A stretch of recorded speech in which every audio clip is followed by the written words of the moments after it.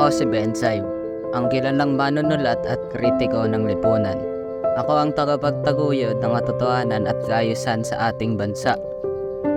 Ang aking mga salita ay katuwiran at karunungan na dapat sundin ng lahat. Nakikita ko ang mga kamalian at kakulangan ng ating lipunan. Ang mga tao ay nagkakamali at nagkakamali at kailangan kong ituwid ang kanilang mga pananaw. Ako ang may kapangyarihan at kakayahan upang humusga at magbigay ng tamang patnubay. Ang mga nagtatangka na gumambala sa kaayusan ay dapat parusahan. Ang mga rebelde at serbisibo ay dapat itigil at pigilan. Ang aking mga salita ay maging batas at ang aking mga kritisimo ay dapat sundin. Ako ang tagapagtaguyod ng katotohanan at kaayusan. Ako ang may kapangyarihan na magbigay ng tamang patnubay sa ating lipunan.